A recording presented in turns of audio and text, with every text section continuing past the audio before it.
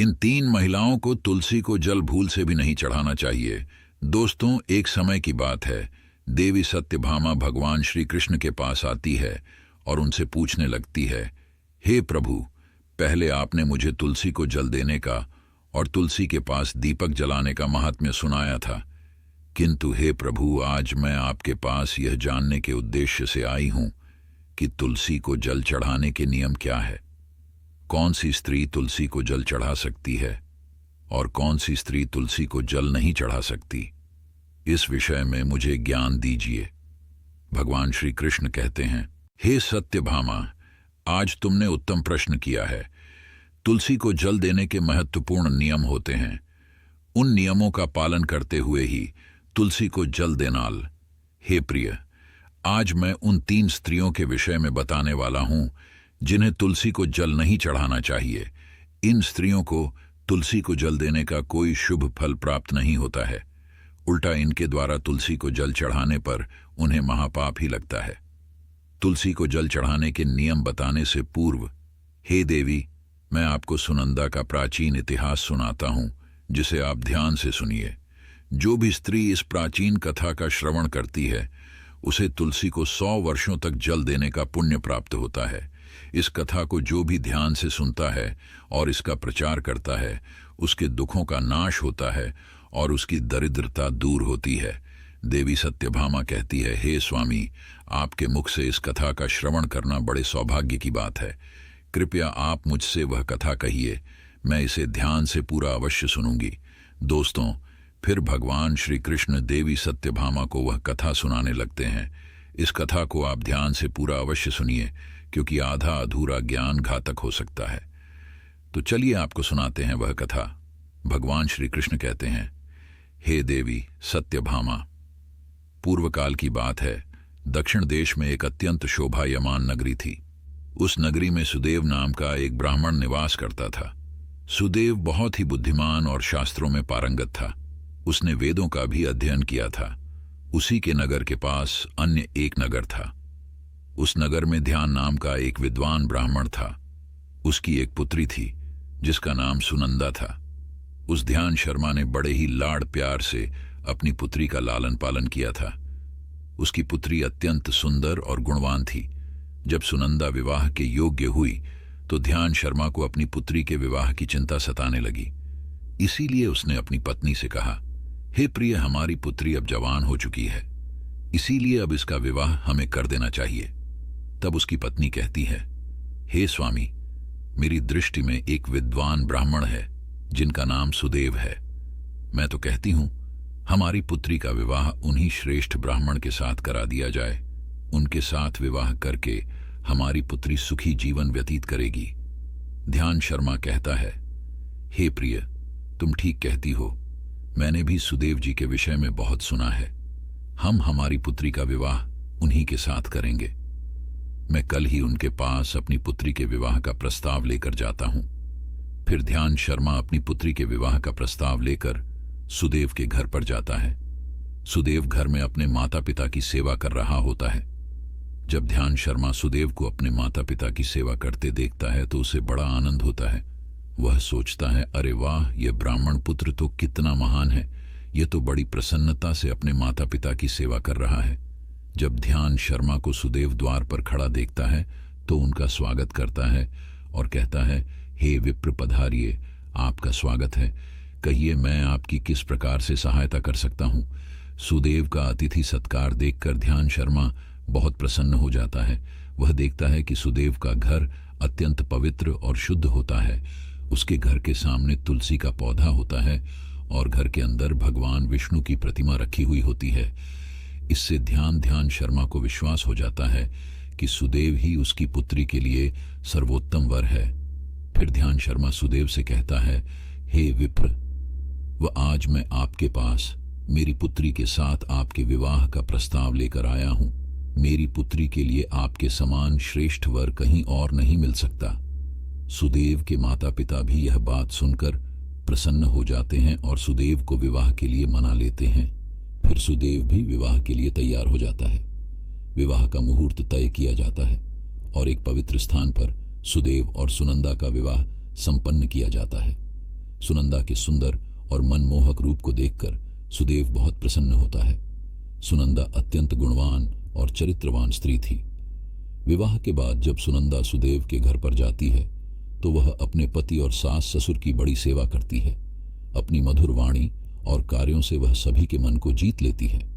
सुनंदा के ससुराल वाले भी उसके कार्य से बहुत संतुष्ट रहते हैं। सुनंदा नित्य अपने पति से पहले जागकर घर का आंगन साफ करती थी, फिर घर के अंदर साफ सफाई करके स्नान किया करती थी। स्नान करके वह नित्य तुलसी को जल देती थी और फिर पूजा घर में जाकर भगवान विष्णु और मां लक्ष्मी की पूजा किया करती थी। फिर भोजन बनाकर उसमें तुलसी पत्र डालकर भगवान विष्णु को भोग लगाया करती। उसके बाद वह अपने पति को भोजन कराकर फिर खुद भोजन किया करती थी। रात को वह पति के चरण दबाकर उसके सो जाने के बाद सो जाया करती थी। सुनंदा के अंदर एक पतिव्रता नारी के सभी लक्षण थे और वह अपने पति को ही परमेश्वर मानकर उनकी सेवा करती थी। सुनंदा ने कभी अपने पति के अलावा अन्य पुरुष के विषय में विचार नहीं किया। वह सत्य धर्म का पालन करने वाली और धर्म कार्य करने वाली पवित्र स्त्री थी। उसने कभी कोई अशुभ कार्य नहीं किया। सुनंदा के ऐसे सात्विक और सरल स्वभाव को देखकर मां लक्ष्मी भी उस पर मेहरबान थी।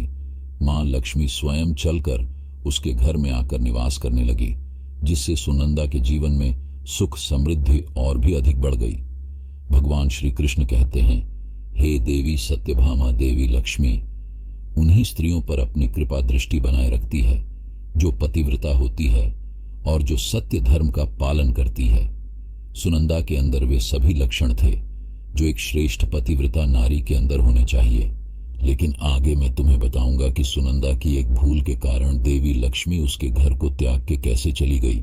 एक दिन सुनंदा का पति अत्यंत कामात होकर सुबह स्नान करने के पश्चात सुनंदा के पास आया और उसने सुनंदा के साथ शारीरिक संबंध स्थापित किया, जिससे सुनंदा का शरीर अपवित्र हो गया। लेकिन सुनंदा का मन भी काम के प्रभाव में ही था। इसीलिए वह अपने नित्य नियम को भूल गई। उसने पति के साथ संबंध बनाने के बाद बिना स्नान किए ही तुलसी को स्पर्श किया और उसे जल दे दिया, जिससे सुनंदा के शरीर में महामोह ने प्रवेश कर लिया। सुनंदा के सारे इंद्रिय तिलमिला उठे। सुनंदा के शरीर में महामोह ने प्रवेश करते ही देवी लक्ष्मी ने सुनंदा के घर को त्याग दिया और लक्ष्मी उस स्थान से चली गई। तब से सुनंदा के शरीर में निवास कर रहे उस महामोह ने उसे सभी धार्मिक कार्यों से वंचित कर दिया। इसका विपरीत प्रभाव सुनंदा के पति पर भी पड़ा और वह भी सदा कामात होकर सुनंदा के साथ विहार करने लगा। उसका मन सदैव ही काम वासना में लगा रहता था। फिर एक दिन सुनंदा के पति ने तो सभी सीमाओं का उल्लंघन किया और सुनंदा के मासिक धर्म के दौरान ही उसके साथ संबंध स्थापित किया, जिससे सुनंदा के शरीर में निवास कर रहा ब्रह्म हत्या का पाप उसके पति के शरीर में प्रवेश कर गया। हे देवी सत्यभामा, जब स्त्री मासिक धर्म से होती है तो उसके शरीर में 3 दिनों तक ब्रह्म हत्या का पाप निवास करता है, क्योंकि ब्रह्मदेव ने इंद्र के शरीर से ब्रह्म हत्या का पाप निकालकर वृक्ष, जल, अग्नि और अप्सराओं को ग्रहण करने के लिए कहा था। उसी समय से स्त्रियों के शरीर में मासिक धर्म के दौरान ब्रह्म हत्या का पाप निवास करता है, और जो भी पुरुष मासिक धर्म के दौरान स्त्री को स्पर्श करता है अथवा उसके साथ संबंध बनाता है तो यह पाप उसके शरीर में प्रवेश कर जाता है। वही ब्रह्म हत्या का पाप सुनंदा के पति के शरीर के अंदर प्रवेश कर गया और वह जमीन पर गिर पड़ा। उसे तुरंत ही कोढ़ का रोग हो गया। उसका अंग अंग जलने लगा, उसके शरीर पर छाले पड़ गए और वह दर्द से चीखने चिल्लाने लगा, हाय, यह मुझसे क्या अपराध हो गया। मेरे द्वारा भयंकर पाप हो गया है। मैंने सब कुछ जानते हुए भी महापाप किया है। अब मेरी रक्षा कौन करेगा। सुनंदा की सास तुरंत उस स्थान पर आ गई तो उसने देखा कि उसका पुत्र कोढ़ के रोग से ग्रसित होकर जमीन पर पड़ा है। वह क्रोध में आकर सुनंदा से कहने लगी, अरे कुल्लटा, अरे पापिनी, तूने ये क्या कर डाला। अपने ही पति का धर्म भ्रष्ट कर डाला। अपने पति की ऐसी हालत देखकर सुनंदा बहुत घबरा गई और जोर जोर से रोने लगी। हे सासू मां, मुझे क्षमा करो, मुझसे बहुत बड़ा अपराध हो गया है। काम के वशीभूत होकर मेरे द्वारा यह अपराध हो गया है। सुनंदा की सास ने कहा, हे पापिनी, तू इस घर से अभी चली जा। तुझ जैसी कुल्लटा स्त्री को इस घर में नहीं रहना चाहिए। तूने मेरे बेटे के जीवन को नरक बना दिया। सुनंदा कहती है, हे सासू माँ, मैं कहाँ जाऊं? मेरे पति के अलावा मेरा कोई नहीं है। मैं उन्हें छोड़कर जीवित नहीं रह सकती। सुनंदा की सांस कहती है, तू कहीं भी जाकर मर जा, लेकिन अब तू इस घर में निवास नहीं कर सकता। इतना कहकर सुनंदा की सास ने उसे धक्के मारकर घर से निकाल दिया। फिर सुनंदा दुखी होकर घर से निकल गई। उसे अपनी भूल पर बड़ा पछतावा होने लगा। उसे कुछ भी समझ में नहीं आ रहा था कि वह क्या करे। सुनंदा चलते चलते एक वन में जाती है। उसी वन में एक साधु का आश्रम होता है। तब वह उस आश्रम पर सहायता मांगने के लिए जाती है, तो वहां पर कोई नहीं होता है। सुनंदा उसी आश्रम पर जाकर बैठ जाती है और अपने दोष के विषय में सोचते हुए दुखी होने लगती है। फिर कुछ समय बाद एक आर्षी उस आश्रम पर आते हैं जिनका वह आश्रम होता है। जब वे आर्षी एक स्त्री को अपने आश्रम पर दुखी बैठा हुआ देखते हैं तो आश्चर्यचकित हो जाते हैं और पास जाकर उस स्त्री से पूछने लगते हैं, हे कल्याणी, तुम कौन हो और किस कारण से इस स्थान पर अकेले बैठी हो? तुम्हारे दुख का क्या कारण है? तब वह स्त्री कहती है, हे मुनिवर, मेरा नाम सुनंदा है। मेरे द्वारा गौर पाप हो गया था, उसी कारण से मैं अपने परिवार से बिछड़कर इस स्थान पर आई हूं। वह ऋषि कहते हैं, हे देवी, यह क्या कह रही हो तुमने कौन सा पाप किया है? मुझे विस्तार से बताओ। मैं तुम्हारी कोई सहायता कर सकूं तो प्रयत्न अवश्य करूंगा। सुनंदा कहती है, हे मुनिवर, मेरे द्वारा घोर पाप हो गया है। मासिक धर्म के दौरान मैंने पति के साथ संबंध बनाया। इसी कारण से मेरे पति कोढ़ रोग से ग्रस्त हो गए और दुख भोग रहे हैं। फिर आर्षि कहते हैं, बेटी, तुम चिंता मत करो। तुम्हारे द्वारा जो पाप हुआ है उसका प्रायश्चित करो, तुम्हें पाप से मुक्ति मिल जाएगी। तुम इस आश्रम में बैठकर भगवान विष्णु की पूजा करो, तुलसी को नित्य जल दो और गौ माता की सेवा करो। तुम्हारा पति जल्दी ही ठीक हो जाएगा। फिर वह सुनंदा वहीं पर उस आश्रम में रहकर भगवान विष्णु की नित्य पूजा करने लगती है। रोज स्नान करके वह ब्रह्मचर्य का पालन करते हुए तुलसी को जल चढ़ाती है और तुलसी के पत्र डालकर भगवान विष्णु को भोग लगाती है। फिर गायों को चारा डालती है, उनकी सेवा करती है। दिन भर वही भगवान विष्णु की मूर्ति के आगे बैठकर भगवान विष्णु की भक्ति करने लगती है। इस प्रकार से 1 वर्ष बीत जाता है। भगवान विष्णु सुनंदा की दृढ़ निष्ठा और भक्ति से अत्यंत प्रसन्न हो जाते हैं और सुनंदा को साक्षात दर्शन देते हैं। भगवान विष्णु को साक्षात अपने सामने खड़ा देखकर सुनंदा उन्हें बारंबार प्रणाम करने लगती है।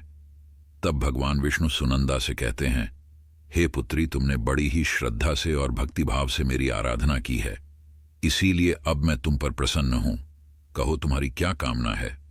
तब सुनंदा कहती है, हे प्रभु, कृपया मुझे बताइए, मेरे किस दोष के कारण मेरे अंदर काम का वास हो गया, जिस कारण से मेरे द्वारा गौर पाप हुआ और मेरे पति को कोढ़ का रोग हो गया।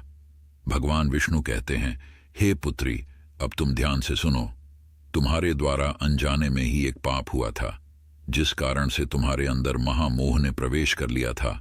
एक दिन तुमने अपने पति के साथ संबंध बनाने के बाद बिना स्नान किए ही तुलसी को जल दिया था। पति पत्नी जब रति क्रिया करते हैं तो उनका शरीर अपवित्र हो जाता है और ऐसी अवस्था में तुलसी को कभी स्पर्श नहीं करना चाहिए। तुलसी लक्ष्मी का ही रूप है। तुमने अपवित्र अवस्था में ही तुलसी को जल अर्पण किया था, जिस कारण से देवी लक्ष्मी तुम्हारे घर का त्याग करके चली गई और फिर महामोह ने तुम्हारे अंदर प्रवेश कर लिया। उसी महामोह के कारण तुम्हारे और तुम्हारे पति के अंदर काम का प्रभाव अधिक बढ़ गया और मासिक धर्म के दौरान स्त्री के साथ संसर्ग होने के कारण तुम्हारे पति को कोढ़ का रोग हो गया था। वह सुनंदा कहती है, हे प्रभु, अनजाने में मुझसे यह बड़ा पाप हो गया था। अब इस पाप का क्या प्रायश्चित है? भगवान विष्णु कहते हैं, हे सुनंदा, इस पाप का प्रायश्चित तुमने 1 वर्ष तक ब्रह्मचर्य व्रत का पालन करके कर लिया है, इसीलिए अब तुम पाप से मुक्त हो। सुनंदा कहती है, हे प्रभु, कृपया मुझे बताइए, किस अवस्था में तुलसी को जल नहीं देना चाहिए और तुलसी को जल देने के क्या नियम है? भगवान विष्णु कहते हैं, हे सुनंदा, अब मैं तुम्हें तुलसी को जल देने के नियम बताता हूं, इसे ध्यान से सुनो। हे पुत्री, तुलसी एक अत्यंत पवित्र पौधा है। यह मुझे सबसे अधिक प्रिय है, इसीलिए इसकी सात्विकता बनी रहनी चाहिए। इस पौधे को कभी अपवित्र अवस्था में स्पर्श नहीं करना चाहिए। जो स्त्री मासिक धर्म से हो, उस स्त्री को इस पौधे को कभी स्पर्श नहीं करना चाहिए। मासिक धर्म के दौरान स्त्री के शरीर में ब्रह्म हत्या का पाप होता है। ऐसे में स्त्री को तुलसी को जल नहीं देना चाहिए। किसी भी स्त्री और पुरुष को संबंध बनाने के बाद तुलसी के पौधे को स्पर्श नहीं करना चाहिए और ना ही इसे जल देना चाहिए। संबंध बनाने पर स्त्री और पुरुष का शरीर अपवित्र हो जाता है। ऐसी अवस्था में तुलसी के पौधे को स्पर्श करने पर दोष लगता है। देवी लक्ष्मी ऐसे स्थान से चली जाती है। हे पुत्री, जो स्त्री अपने पति का त्याग करके चली गई हो, जो विवाह के पश्चात अपने पति को छोड़कर अन्य पुरुष के साथ निवास कर रही हो, ऐसी स्त्री को भी तुलसी को जल नहीं देना चाहिए। तुलसी की पूजा करने का अधिकार केवल पतिव्रता स्त्रियों को ही है। जो स्त्री असती होती है, उसे तुलसी को जल नहीं चढ़ाना चाहिए। हे सुनंदा, अब मैंने तुम्हें तुलसी को जल देने के संबंध में महत्वपूर्ण नियम बताए हैं, तुम इसे ध्यान में रखो। तब सुनंदा कहती है, हे प्रभु, मेरे पति कोढ़ के रोग से पीड़ित है, कृपा करके मेरे पति को रोग से मुक्त कीजिए। तब भगवान विष्णु कहते हैं, हे सुनंदा, तुमने इस तुलसी के वृक्ष की 1 वर्ष तक पूजा की है। यह अत्यंत पवित्र पौधा है। अब तुम इसके पत्ते ले जाकर अपने पति को खिला दो, वह रोग और पापों से मुक्त हो जाएगा। इतना कहकर भगवान विष्णु अंतर्ध्यान हो जाते हैं। यह सुनकर सुनंदा बहुत प्रसन्न हो जाती है और भगवान विष्णु को बारंबार प्रणाम करके धन्यवाद देती है। फिर सुनंदा उस तुलसी के पौधे के कुछ पत्ते तोड़कर घर पर जाती है और अपने कोढ़ी पति को खिला देती है। तुलसी के पत्ते खाते ही उसका पति एकदम से स्वस्थ हो जाता है और सुनंदा को गले से लगा लेता है। सुनंदा की सांस भी जब यह चमत्कार देखती है तो बड़ी प्रसन्न हो जाती है और फिर वे सभी प्रसन्नता से रहने लगते हैं। भगवान श्री कृष्ण कहते हैं, हे सत्यभामा, इसीलिए इन अवस्थाओं में स्त्रियों को तुलसी को जल नहीं चढ़ा चाहिए और ना ही तुलसी को स्पर्श करना चाहिए, अन्यथा इसके अशुभ परिणाम भोगने पड़ते हैं, जैसा सुनंदा के साथ हुआ था। दोस्तों, अब जानते हैं तुलसी के पौधे से जुड़े महत्वपूर्ण नियम। शास्त्रों के अनुसार सोमवार, बुधवार और रविवार का दिन तुलसी का पौधा लगाने के लिए बहुत शुभ होता है, लेकिन ग्रहण काल में अर्थात सूर्य ग्रहण, चंद्र ग्रहण आदि दिनों में तुलसी का पौधा कभी नहीं लगाना चाहिए। तुलसी के पौधे को मिट्टी के गमले में लगाना श्रेष्ठ होता है। घर के मुख्य द्वार के सामने एक सुंदर गमले में तुलसी का पौधा लगाना चाहिए। तुलसी के गमले को हमेशा जमीन पर अथवा किसी ऊंची जगह पर रखना चाहिए, लेकिन इसे कभी लटका कर नहीं रखना चाहिए। तुलसी के पौधे में अच्छी मिट्टी का प्रयोग करना चाहिए। अशुभ स्थानों की मिट्टी कभी तुलसी के गमले में नहीं डालनी चाहिए, जैसे शमशान नाली या शौच वाले स्थानों की मिट्टी का प्रयोग तुलसी के गमले में ना करें। जिस तुलसी के पौधे की रोज पूजा करते हैं, उसे कभी जमीन के अंदर नहीं लगाना चाहिए। जमीन में लगाने से तुलसी का पौधा अपवित्र हो जाता है और साथ ही इसका आकार भी बहुत बड़ा हो जाता है, जिससे इसकी पूजा करने में परेशानी होने लगती है और लोग इसकी टहनियां तोड़ने लगते हैं। इसके अलावा ध्यान न देने पर पशु इसे नुकसान पहुंचा सकते हैं। तुलसी का पौधा लगाने के लिए उत्तर उत्तर पूर्व तथा पूर्व दिशा ही सर्वश्रेष्ठ मानी गई है। इसमें उत्तर पूर्व दिशा अत्यंत शुभ होती है। इस दिशा में तुलसी का पौधा लगाने से घर का वातावरण सकारात्मक बनता है और शुभ परिणाम प्राप्त होते हैं। अगर तुलसी का पौधा आंगन में लगाया जाता है तो यह बहुत शुभ होता है। तुलसी का पौधा कभी भी दक्षिण पूर्व की दिशा में कभी नहीं लगाना चाहिए। यह आग्नेय दिशा है। इस दिशा में तुलसी का पौधा रखने से जल्दी सूखने लगता है। तुलसी के पौधे को कभी भी अंधकार में नहीं रखना चाहिए। शाम के समय इसके पास दीपक जलाना चाहिए। इसके अलावा तुलसी के पौधे को चुनरी जरूर बांध देना। चुनरी के बिना तुलसी का पौधा अधूरा माना जाता है। तुलसी के पौधे में हरे रंग की चूड़ी, लाल अथवा सफेद धागा जरूर बांध देना, लेकिन तुलसी को कभी सूना नहीं रखना चाहिए। तुलसी के पत्ते तोड़ते समय ध्यान में रखें, चाकू आदि धारदार चीजों का प्रयोग करके तुलसी पत्ते ना तोड़े। तुलसी के पत्ते उंगलियों से ही तोड़ने चाहिए। तुलसी के पौधे की कभी टहनी नहीं तोड़नी चाहिए। थोड़ा अधिक समय लग सकता है, लेकिन तुलसी का एक एक पत्ता ही तोड़ना चाहिए। जितने आवश्यक हो उतने ही पत्ते लेने चाहिए। पत्ते तोड़ते समय नाखूनों का भी प्रयोग नहीं करना चाहिए। इससे स्त्री का सौभाग्य नष्ट होता है और दुर्भाग्य आता है। एकादशी के दिन तुलसी के पत्ते कभी नहीं तोड़ने चाहिए। एकादशी के एक दिन पहले ही तुलसी के पत्ते तोड़कर रखने चाहिए। सूर्य ग्रहण, चंद्र ग्रहण के दौरान तुलसी को स्पर्श नहीं करना चाहिए। किसी भी दिन शाम के समय तुलसी के पत्ते नहीं तोड़ने चाहिए। शाम को तुलसी निद्रा अवस्था में होती है। ऐसे समय पर तुलसी के पत्ते तोड़ना पाप माना गया है। पुरानी सूखी हुई तुलसी की पत्तियों को कभी फेंकना नहीं चाहिए। इसे मिट्टी में दबा दें, लेकिन कभी नाली में अथवा कचरे में ना फेंके। रविवार के दिन तुलसी को जल नहीं देना चाहिए। इस दिन पत्तियां भी नहीं तोड़नी चाहिए। तुलसी को जल देने के लिए शुद्ध पानी का ही प्रयोग करें। तुलसी को कभी गंदा झूठा पानी नहीं चढ़ाना चाहिए। तुलसी के पौधे को भूल से भी गंदगी वाले स्थान पर नहीं लगाना चाहिए। कई बार महिलाएं तुलसी के पौधे को ऐसे स्थान पर लगाती हैं जो स्थान अपवित्र होता है, जैसे नाली के समीप या जिस स्थान पर बर्तन अथवा कपड़े धोए जाते हैं, उस स्थान पर भी तुलसी का पौधा कभी नहीं लगाना चाहिए। इससे क्या होता है, गंदा पानी तुलसी के पौधे में गिरता है। यह बहुत ही अशुभ माना गया है। तुलसी में गंदा पानी गिरने से तुलसी अपवित्र हो जाती है। तुलसी को बिना स्नान किए जल भी नहीं देना चाहिए। जो भी स्त्री तुलसी को जल देती है उसे स्नान करके माथे पर सिंदूर लगाकर ही तुलसी को जल देना चाहिए। तभी यह जल तुलसी मैया स्वीकार करती है। जो अविवाहित है अथवा जिनके पति नहीं है, उन्हें सिंदूर लगाने की आवश्यकता नहीं है। ध्यान रहे, तुलसी का पौधा कभी सूखना नहीं चाहिए। यह अशुभ संकेत लेकर आता है। तुलसी का पौधा सूखने पर समझना चाहिए कि घर में नकारात्मक शक्ति का वास है। इसीलिए तुरंत वास्तु उपाय करने चाहिए। गुरुवार के दिन तुलसी के पौधे में कच्चा दूध डालने से माता लक्ष्मी अत्यंत प्रसन्न होती है। घर से दुख, दरिद्रता और अशांति समाप्त होती है। गुरुवार के दिन केले के पौधे के साथ तुलसी का भी पूजन करना चाहिए। इससे अथाह धन संपत्ति की प्राप्ति होती है जो कभी खर्च नहीं होती है। केले में भगवान विष्णु और तुलसी में मां लक्ष्मी का वास है। इसीलिए गुरुवार को इनकी पूजा जरूर करनी चाहिए। तो दोस्तों, इस प्रकार से भगवान श्री कृष्ण ने देवी सत्यभामा को तुलसी को जल देने का महात्म्य सुना दिया है।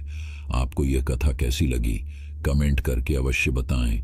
जानकारी अच्छी लगी तो वीडियो को लाइक जरूर करें और कमेंट में जय श्री कृष्ण अवश्य लिखें। साथ ही चैनल को सब्सक्राइब करें ताकि ऐसी ही आध्यात्मिक जानकारी आपको प्राप्त हो सके। आप सभी का धन्यवाद।